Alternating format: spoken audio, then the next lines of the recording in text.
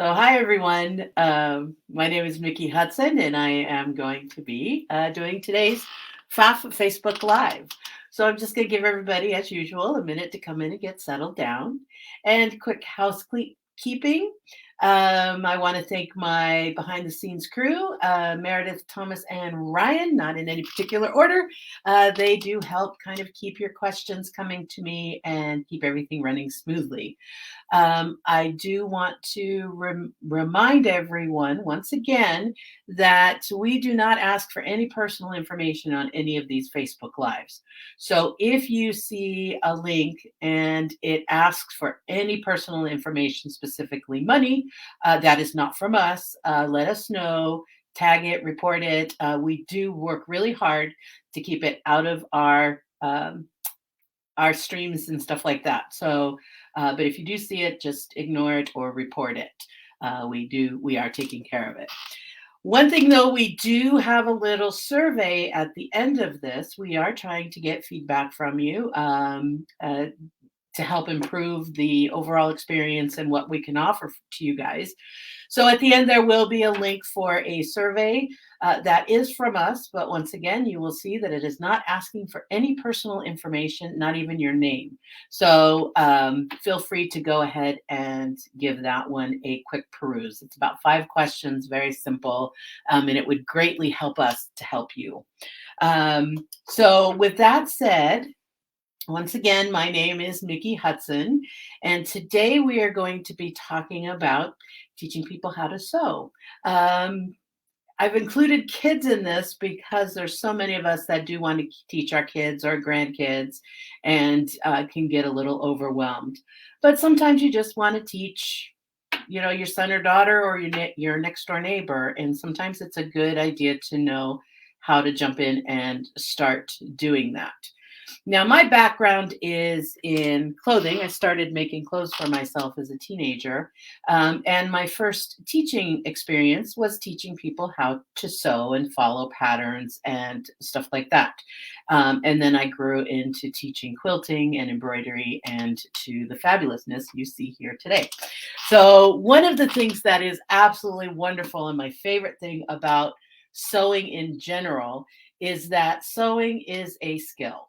And when it comes to skills, the more you do it, the better you're going to get at it, guaranteed.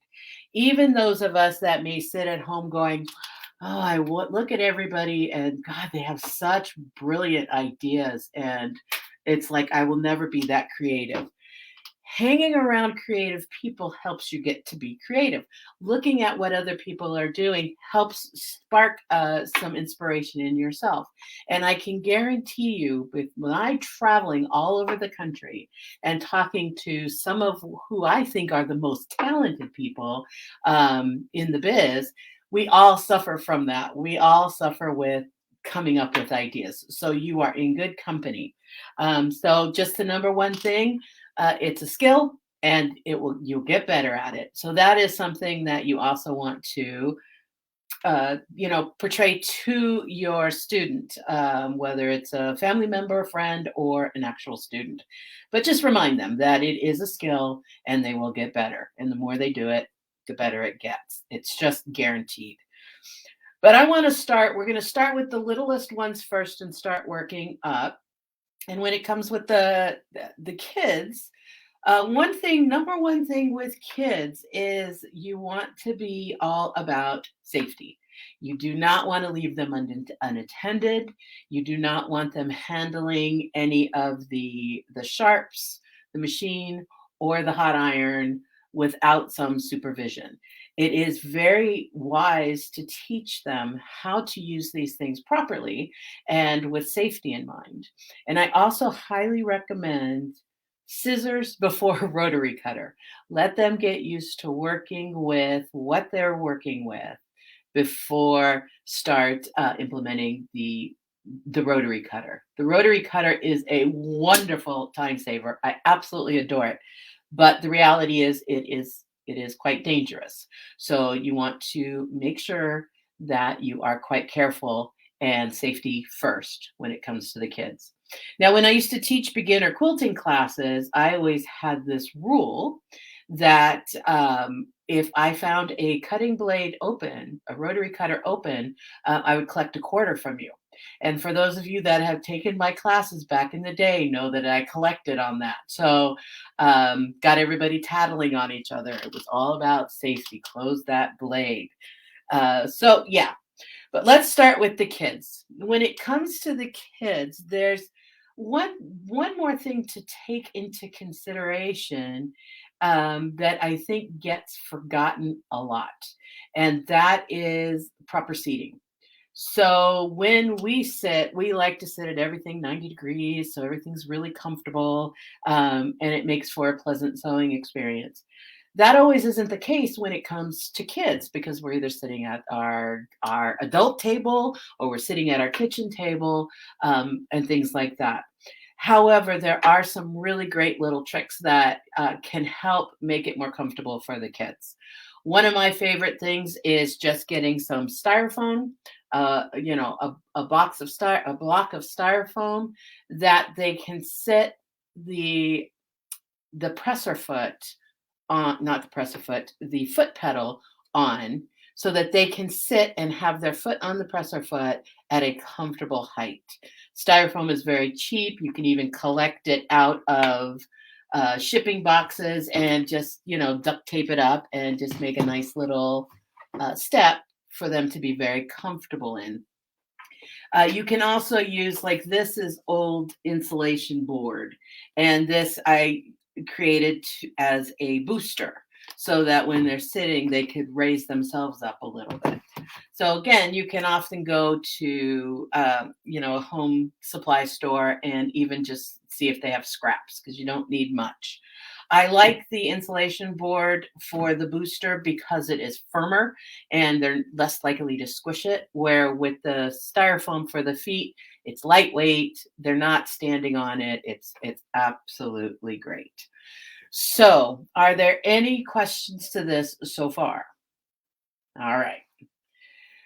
Another thing when working with children is it's really also a good idea to start using the proper terminology. So you don't have to make this like a school lesson or anything like that.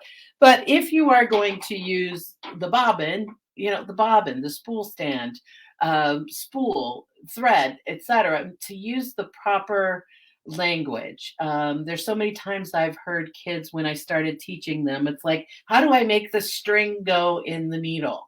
So we're talking about thread, we're talking about needle. So just using the proper terminology, that'll help them so much down the road.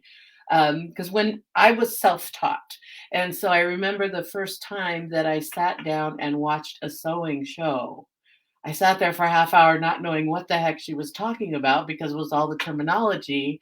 I had no idea what was going on because I had made up all my own words in my head. So using the proper terminology as you're talking um, does make a big difference. Another tip is to pre-prep. So if you're getting ready to work with kids, start planting the idea. It's like, we're going to be together on Saturday. Have you thought about anything you want to do? Take a look at some pictures. There's plenty of very simple children projects online that are available for free or little charge. So get an idea of what they want to do. Keep it simple and get everything ready for them. So cut it, make sure the thread's there, everything's ready to go so they can just sit down and play. And depending on the age, I tend to kind of keep them around 20 minutes, give or take, maybe less, depending on their attention span. But remember, this is supposed to be a fun thing. So even if they don't finish it, you just put it back in the bag, you tuck it back in the drawer and wait for them to come again. And it really is a fun little project when they can get finished. So simple projects, prep, proper terminology, safety, and the other thing that I recommend are just doodles. So this is a great way to, if you've never played with doodling, this could even help you if you find that you're struggling sewing straight seams or taking curves or anything like that. It's a great way to practice. To practice. So there's plenty of free little coloring books, mazes, stuff like that that are available online, free to download and use. You can even just create little swirlies and lines and stuff like that. Or you can even have them just draw, some swirlies and stuff like that. But one of the things that this does is this allows us to practice sewing, turning corners, etc., which is going to lead me to talking about machines as well. So what we're going to do is just, you probably can already get what's going on, but we're going to go ahead and just kind of stitch right. Oops, I got to tell it I'm sewing. Just come on and stitch on down. And then when we go, and I just want to find my way out. So one of the very first things that I want to talk about is when you're looking at a machine, you can get a very affordable machine for a new sewer, or even recommend a very affordable PFAFF for a new sewer. But there are some features that I absolutely, in my opinion, are must-haves. And you can get them on quite a variety down the line. And one of them is the needle up, needle down. Now, technically, I can just tap my foot, and if I tap my presser foot, the needle will go down. But I am one of those, I want to be able to touch a function button and have it stop down all the time, so that when I go ahead and turn and pivot, it's going to automatically stop down for me. Now, I am using thread here. However, if you happen to have one of the higher end machines and don't want to use the thread, you can use the bobbin case in your felting kit. All right, I'm getting a little, I want to sew and I'm trying to talk, which is never a good combination. So one of the things that in the felting kit, if you already have that, is it has this little felting bobbin, which is no bobbin whatsoever. You just pop that in, you don't need a bobbin. One of the things that's so nice about the PFAFF sewing machines is for many of them, they have the ability to sew without thread. So not all machines on the market will allow you to sew without thread, but many of the PFAFFs will. And so that is something you may want to take into consideration. And what this will do is it'll just perforate for you nicely, so the kids can still see what's going on, because they will have their little holes. And then once they get going, comfortable with the straight lines. And one of the fun things about a maze too is that it gives you the ability of finding your way out. So it gives you something to do as well, or the kids something to do as well as while they're learning how to sew straight, pivot, that kind of stuff. But then there's also the curves, stitching on a line, playing in the maze, and that will help with the dealing with curves. So once again, I'm trying to sew around a camera. I have my tie off at the beginning. But again, we can, you can teach them how to find a focal point and take nice turns as they go, if they have to stop and make an adjustment, etc. So it's a great little practice. It doesn't waste a lot of fabric. It gives them a sense of accomplishment right away. And it is good practice for even adults who may need a little practice themselves, because, sometimes we do. All right. Any questions about any of that so far? All right. So another thing that when it comes to a sewing machine is that I look for is a speed control. So one of the things that's nice is there's so many of the PFAFF line that have speed control now. So you can turn your speed way, way down and get them sewing. So one of the things when I sew with my grandson, we have the rule of when we're sewing, we cannot have our fabrics, our fingers near the fabric. So we need to make sure, I always make sure that our hands are clear and feed it through. So that's my job as a supervisor is pretty much try and let them do as much as they can do. And if it's not perfectly straight, that's okay, because then we can talk about how there's a little crook in here and how can we fix that for next time. So let them do it. But as a supervisor, our job is to make sure that they're not getting too excited or their hands are in front. So their hands need to be staying on the side. My grandson will use one hand if he needs to, but his hands stay out of the needle path. Now, just a rule of thumb, one of the reasons are a little anecdotal story I told the team this morning was I was self-taught and I would often sneak into get the sewing machine when my mother was out of the house. And one of the days I was pushing my fabric through and sewed right into my finger, which was quite fun because I was sneaking, wasn't supposed to be using the machine, and I was home alone. So I had to get myself out of that pickle by myself.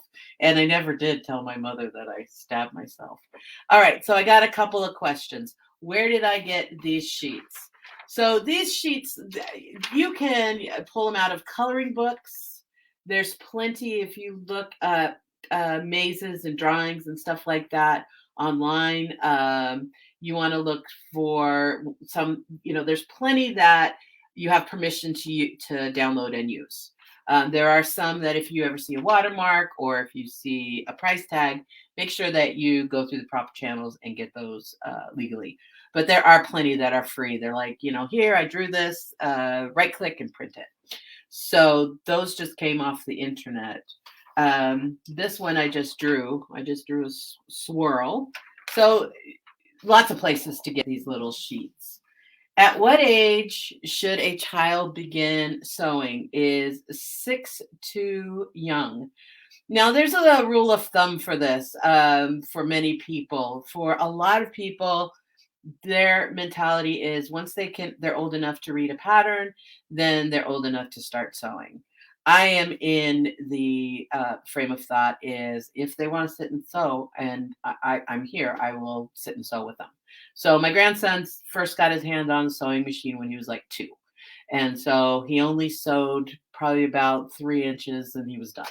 So sometimes it doesn't take much and I just let him go. And every once in a while he'll come over when I'm visiting and want to get his fingers in there, and I let him play just as long as he wants to, and it's usually just a few minutes. The youngest one, I think she was 3 or 4, and she was a regular student of mine. Eliza, if you happen to be watching, I will never ever forget you. You're the cutest little thing. So she's probably married and has a couple kids by now. It's been a long time, but she was my youngest, and so we had the foot props for her, and we had this, and we kept our projects very simple.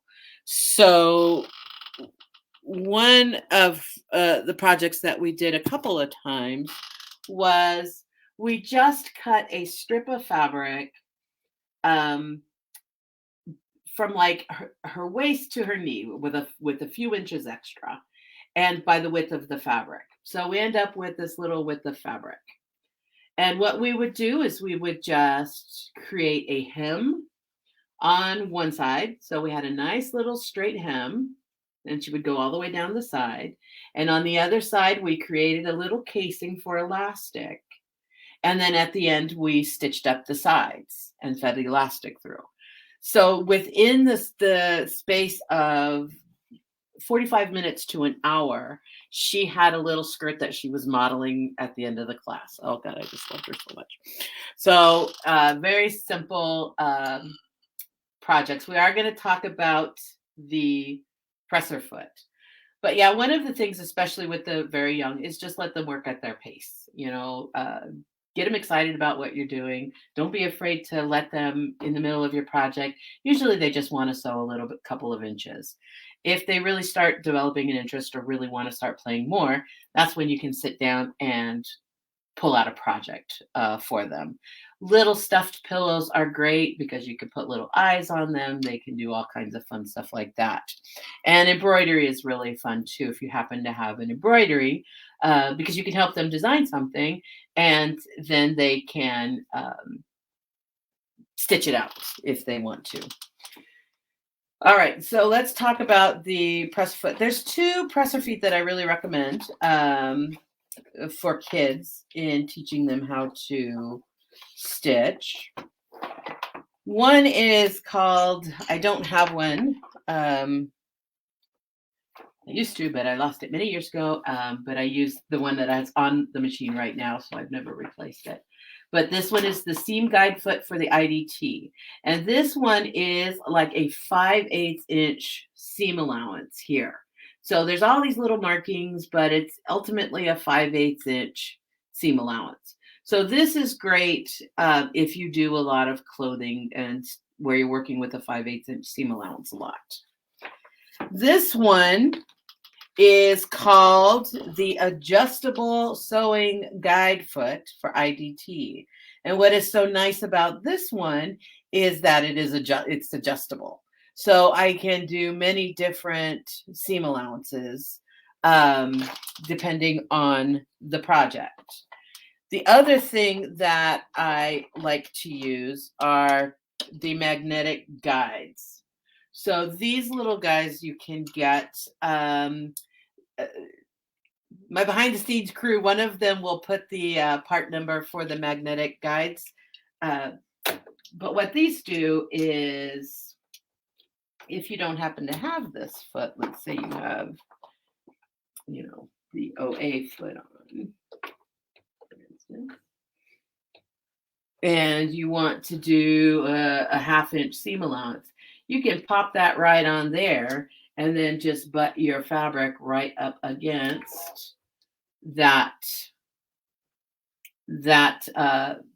magnetic guide. Now, there's always a lot of discussion in Facebook forums and other groups and stuff like that about magnets next to the sewing machine. Now, back in the old days, magnets and the sewing machines did not mix. Computer technology used to be extremely sensitive to magnets, especially when it came to like not DVDs, the floppy drives and stuff like that. Very, very sensitive. Magnets would erase information. But technology has changed. I mean, so many of us now have magnets on the back of our phones, and we stick our phones in our car to magnets to hold it up, stuff like that. So things have changed. And with PFAFF, with the introduction of the metal hoops and the magnets on the newer machines, that's a very strong, clear indication that magnets are fine. And the only thing is, if you have an older machine, I would still probably take that precaution. But if you have a newer machine, and a good indication is if you can take the metal hoop or the magnets are recommended for your machine, that technology has changed and is now doable. So I just got a little reminder that like I said, all of the part numbers of things that I mentioned are in there. And if they're not, we will get them for you. But yes, everything I've mentioned so far, the part numbers are listed if you want to get them from your dealer or see if you have them in your little accessory tray or anything like that. Okay. So one more thing when talking about the kids is when it comes to comfort is I have a flat table here. I'm very fortunate enough to have some room for a cabinet. However, even before I was fortunate to have a cabinet and had limited space, I had a flat surface table that would fit around on my tabletop. Having a flat surface is going to be extremely helpful, especially when it comes to working with kids, because their hand space is going to be so limited as far as how far apart, how far away from the needle we need everything to be. One of the things when you're I'm just gonna pop this up real quick. When you're up like this, and even if I have the accessory tray on, you can see how things can get pulled here. And this is fairly small, but even this has now weight on this edge. So as you're sewing and as you're trying to keep things feeding through evenly, you're going to have weight pulling either from the front or from the back as soon as it clears over. So one of the things that excuse me while I pop this back in, having a flat surface is there's no weight being pulled. The PFAFF can now feed the fabric through the way it's supposed to. So it will remove the fight from the fabric and aid in the overall sewing. Okay. Any other questions about that? Okay. So when it comes to teaching quilting, one thing that many of us, we get so excited, especially if we've been quilting for a while and we want to teach people how to quilt, and we'll pick out the fanciest thing we can see. And then our students get frustrated. And I was guilty of that when I started as well, because I wanted you to do fancy right away.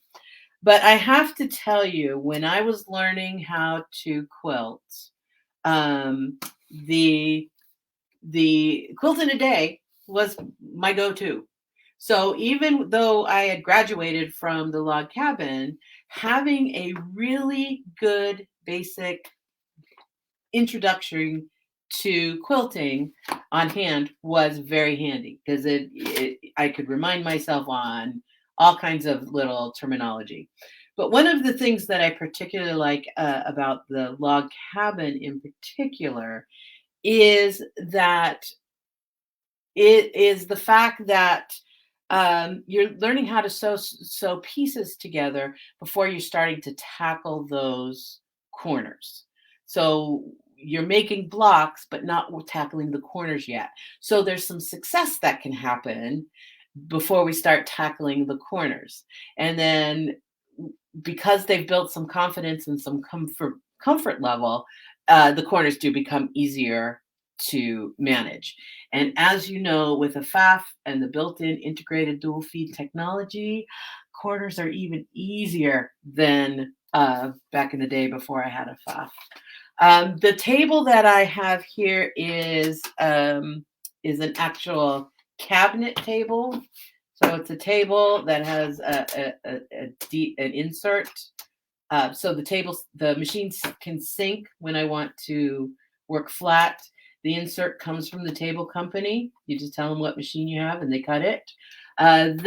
For something like this, you would have to talk to your local dealer, because they come in. There's a variety of brands. There's a variety of sizes.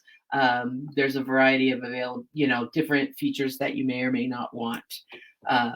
But I will say, if you have the area for a table, a cabinet like this, I highly recommend it. If you don't, an extension table that sits on top, just to give you that flat surface. I've said it before and I'll say it again, it'll change your sewing, because it really, really makes a huge difference to get that weight to stop being pulled. So I would like to talk next a little bit about sewing patterns.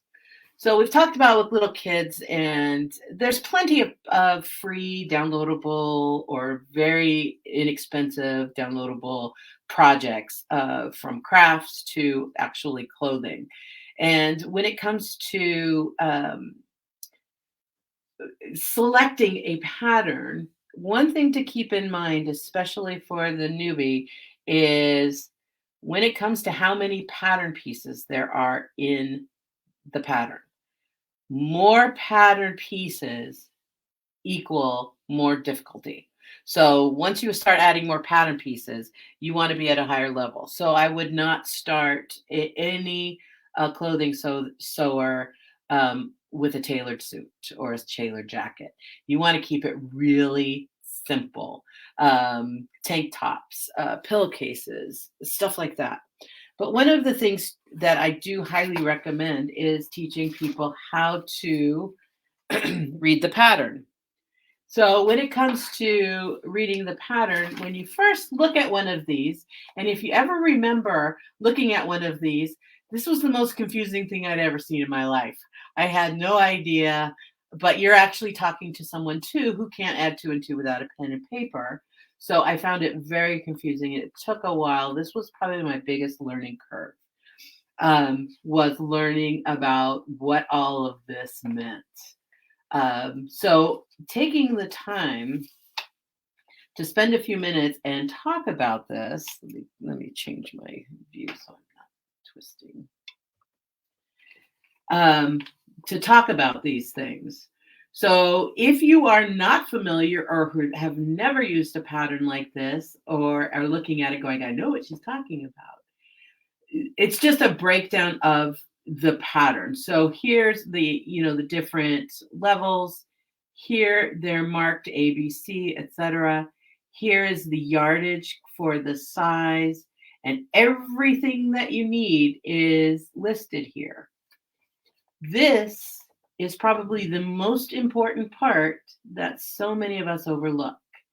They are recommending the fabrics. Now, as a new sewer, I really recommend to stick with their recommendations because they have done the research.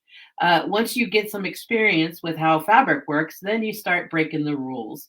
But I'm a big fan of you have to know the rules before you can start breaking them. So there are compensations to be made if you're going to change that to knit, for instance, which can be done. But you want to make sure that if you're new to this, to just be using their recommendations. Okay. Another thing also when it comes especially to the Fab Four that I called, the Fab Four are Vogue, Simplicity, Butterick, and McCall, and you can get those at your local chain stores, is they do leave the top of the pattern open. And this can be extremely helpful. So when it comes to, you have an idea of what you want to do, these are the instructions. So you can pull these out and take a look at them. And you will often see me taking a look at things. So the first thing I want to do is I want to see how many pattern pieces are going to be involved. The more pattern pieces, the more complex it's going to be. Another thing when it comes to teaching is this little guy is an extremely helpful guide. Even just cutting this out, laminating it, and keeping it handy in their little sewing kit is very helpful because there's language in here, there's seam allowances, there's what the icons mean, etc. It's really, really a helpful little guide, and they give you everything for this.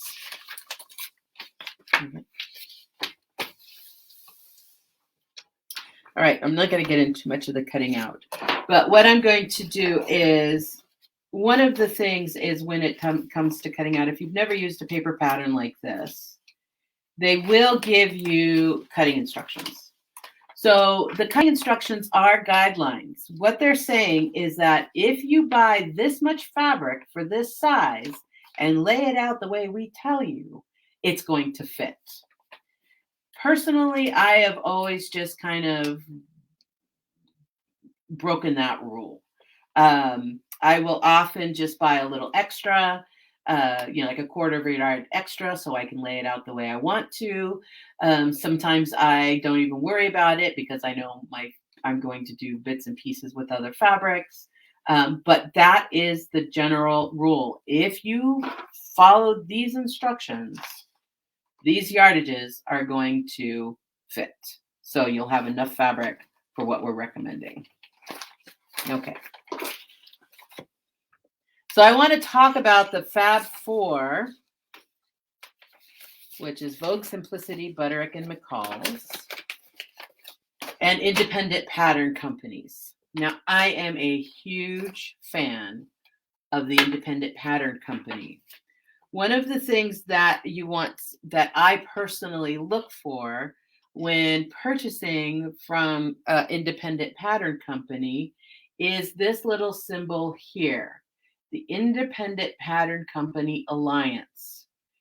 What this means is that this pattern drafter cares about sewers. She wants to create happy, successful sewers. And people who devote their patterns to this, that's what they want. There is a screening process that they go through. So they send their patterns in, they send them out to be test stitched by different levels of sewer. An expert like me, I've gotten some of their patterns once in a while, middle of the road. And lastly, it's like, oh, I think this is a sewing machine. I think I'll try this pattern. So they try to get all of the different levels, and then they will send the feedback and redesign if they need to and make it extremely clear for the consumer. I love that. So I do always look for that Independent Pattern Company Alliance because I know that that pattern maker took the care to take the extra steps to make sure it's really, really good. But I want to show you the difference between some of the patterns. Now, not all independent pattern companies have the same pattern instruction layouts. But one of the things here is if we take a look at here, and if you've ever done these kind of patterns before, you know, with what I call the Fab Four, sometimes you'll get these and the instructions are fabulous. And other times the instructions are, I have no idea what they're talking about. It's crazy. And that is because there is no consistent formula for writing the instructions for the Fab Four. But I want you to take a look at these instructions and take a look at these instructions. So one of the things too here is when it comes to see how there's that extra care that is taken to making sure that you know exactly what is going on. And so I absolutely love it. Another thing with the Independent Pattern Company Alliance is many of them also have YouTube videos that go along with their patterns. So some of their, like a welt pocket, they're going, okay, since people have trouble with the welt pocket, my instructions are very clear, but let me just make a little video and put it on YouTube and show exactly what I'm doing with this welt pocket so everybody can have a successful turn of events. So again, I can't say enough about the Independent Pattern Company Alliance and even independent patterns companies in general. Pattern sizes, they can come in all shapes and sizes.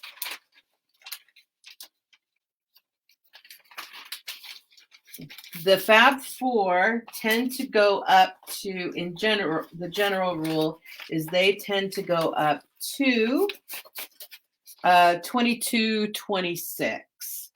Now, this is another thing for those of you that may be new to making clothes from a pattern. When I make my clothes for myself, which I don't do as much as I used to, but when I make clothes for myself, they are all size 2. I am making this, I can put in whatever size I want. So I wear size 2 when I make my own clothes. What can discourage a lot of people is that there is a thing called vanity sizing. So when you go to Target and you wear a size, let's say a size 12, if you were to go to Macy's and buy that something very similar, you're going to wear a size 10.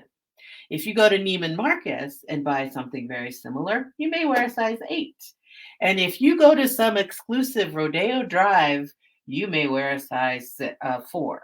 That is called vanity sizing. They are all exactly the same size, but the actual label changes. And the more you spend, usually the smaller the number, because they want you to feel better about spending all that money. When it comes to the patterns, however, you're looking at the actual size. This size number has not changed since like World War I. So this is not changing. However, for those of us that may wear a size 6, all of a sudden we're looking at a pattern, and we take our measurements and we do all that, and it says we're using a size 16. That can freak us out. Just remember, it's just a number. This is the block pattern. You can put whatever size you want inside, but this has not changed, even in the fashion industry. These are the numbers they're using in the fashion industry as well. They're just putting a different label. So don't let that discourage you. Now, there are plenty of pattern companies that, like with Islander Sewing Systems, for instance, they usually go up to about 4 or 5XL. So they go all the way down to like, 6 to 8, all the way up to 4 to 5XL. So there are quite a few that will fit all sizes without much altering. So I personally don't like to alter my patterns like I used to. I didn't mind it so much when I was thin and cute and hot stuff, but now that I'm older and fluffy, I don't like having to fiddle so much. So that's another thing I do like about the independent pattern companies, is they tend to be almost very, very close. So there's little to no alterations that I have to make for those. So the pattern size, did that answer the pattern size question?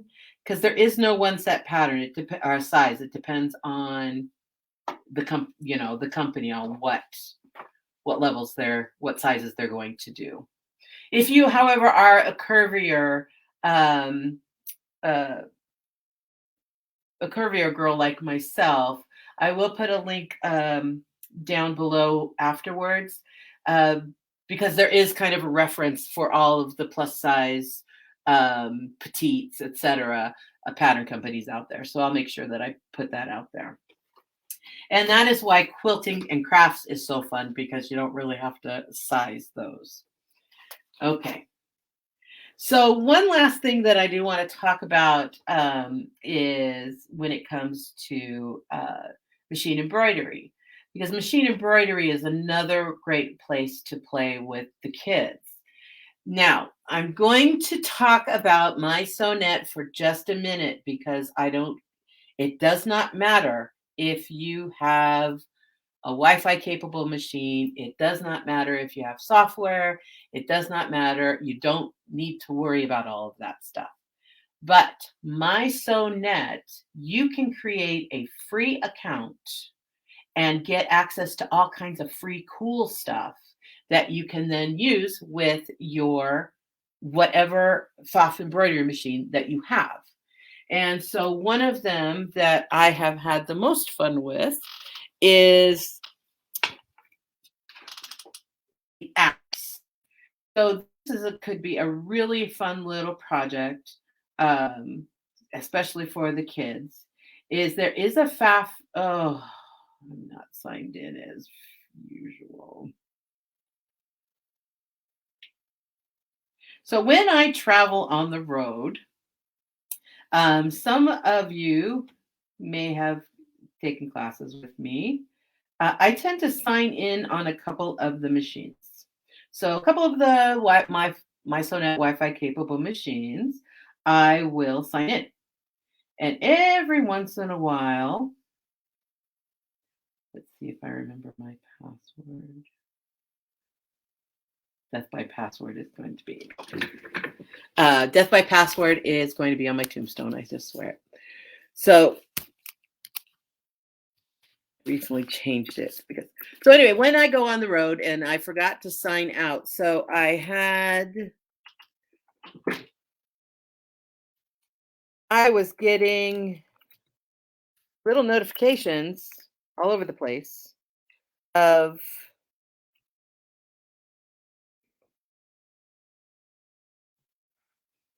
that my embroidery was finished or I needed to change thread. So this thing was going off all day.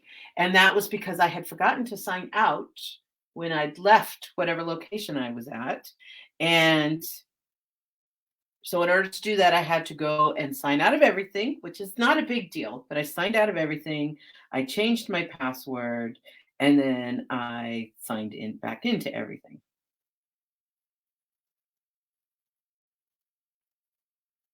There we go. But that is why I'm having a password dilemma. Okay. I apologize for that. I apologize. Okay. So one of the things when it comes to the app, and some of you, if you've ever watched my Facebook Lives before, have probably seen me talk about this. But one of the free apps that you get and can use with the free account is Image Stitch. Now with Image Stitch, you can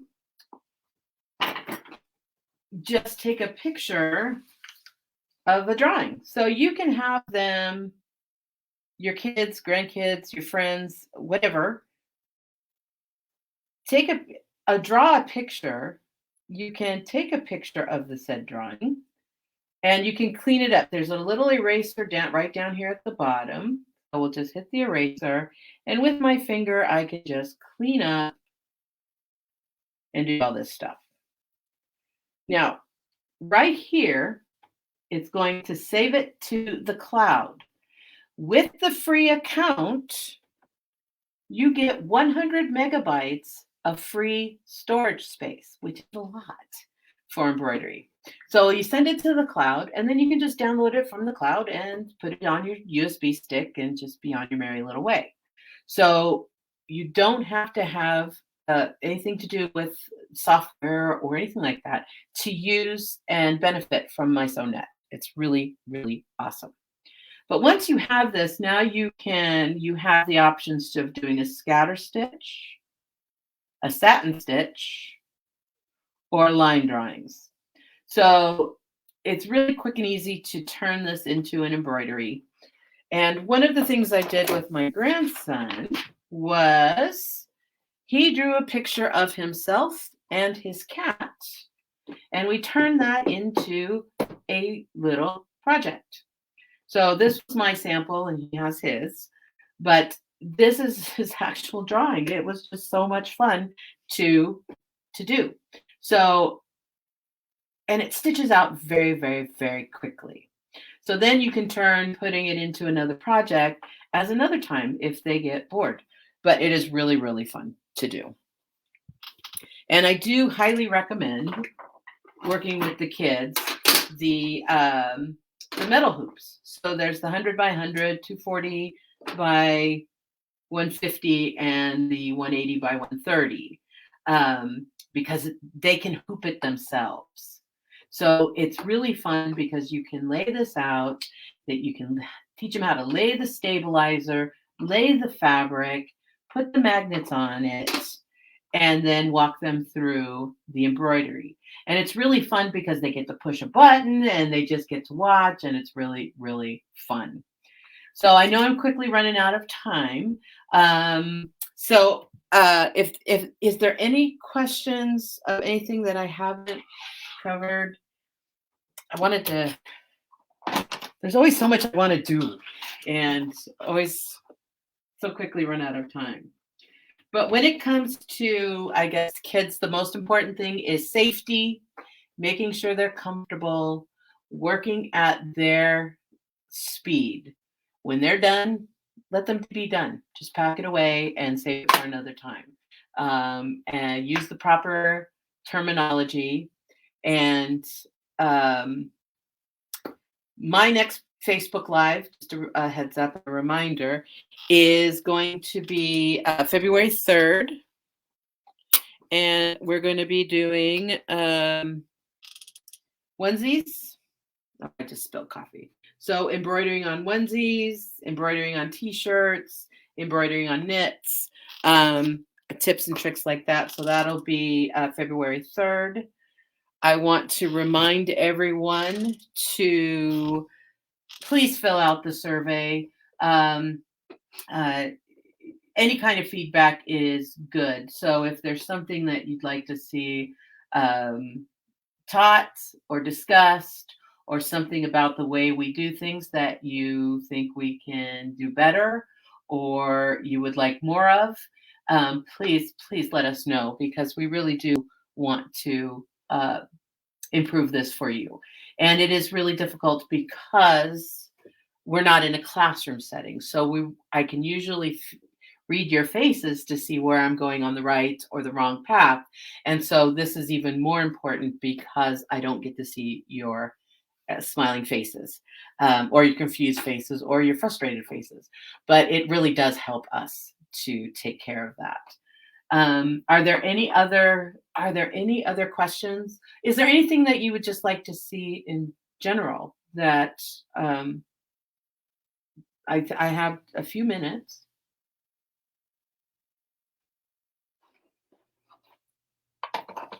Any questions about the MySewNet and how that works for those of you that may not be familiar?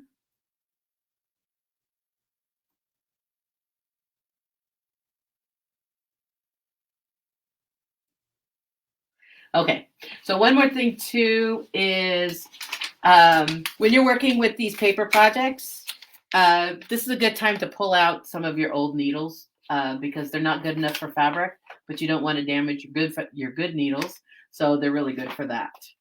All right, so if there is no further questions, I will be, as I usually do, perusing the comment section later. And if there's any questions you think of, let me know, and I will answer them and do everything I can to get you an answer. All right, I would like to explain the MySewNet again. So if you go to MySewNet.com, that is the MySewNet, where the MySewNet ecosystem is. The ecosystem is the software and the library and the cloud and the apps, and everything kind of lives at MySewNet.com. You can create a free account. If you go up to an account and create a free account, they just basically want to know what kind of a machine you have, what your name is, and a password. So your email and password is how you will get in. It can be very simple. There's not big secrets in here. But once you have an account, that opens you up to many of the free services that they offer. One of the free services that they offer is they give you a basic level of embroidery software. So if that's something that you may be interested in, you got a free level to start playing with. You get access to 100 megabytes of cloud storage, which, like I said, in the embroidery file world, that is a lot. It's not an image, it's just very small little design. So you get the free basic software, you get the free storage, you get the use of the apps. So there's 2 out of the 3 apps that will work with a non-MySewNet Wi-Fi capable machine. One is the Creator Queue. So if you go to MySewNet, one of the options at the top is downloads. And if you go to downloads, you can see all of the apps there.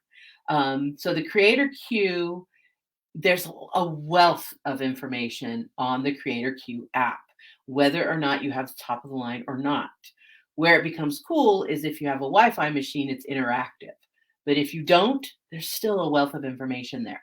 The other one is Image Stitch, because you can use it, save it to the cloud, and then download the design from the cloud. There's also Project Creator, which is another free, and that is if you have project in mind and you're just super excited about it and you want to share it with people, you can write out the instructions and then share that with others. And it just makes it so easy to walk through the instructions. So if you look at Creator Queue, for instance, there's little instructions on how to do things from putting in a zipper to threading a machine. And the project creator writes the instructions the same way that those are written. So it's very, very simple and easy to follow the instructions. So there are the things for MySewNet that you pay for if you want to add to it. But those are the free ones that are available to you just with a free MySewNet account. It is pretty awesome. So Thomas is going to put a link to the prices if you wanted to add. So everything I talked about was free, but that, like I said, there are different levels of software if you want to add, and those have a cost. There's the library that has a cost, but everything I talked about previously is just all the free stuff. So I don't know about you, but I always like free stuff. So go and take a look. And the app, the Image Stitch app, is really a lot of fun for kids because they turn their doodles into works of art, and it's really, really exciting. Okay, so hopefully that helped explain that a little bit. And I want to again thank you all for coming. And I enjoy this so much, and I just can't even tell you. So I will be looking into the comments, and if you think of anything later, I will probably be perusing for a couple of weeks just to see if there's any new questions. And I will see you on the 3rd. Was it the 3rd? For the onesies and knits. And I will, yes, February 3rd. So I want to thank everybody once again for coming and commenting, and I will talk to you guys later. Bye.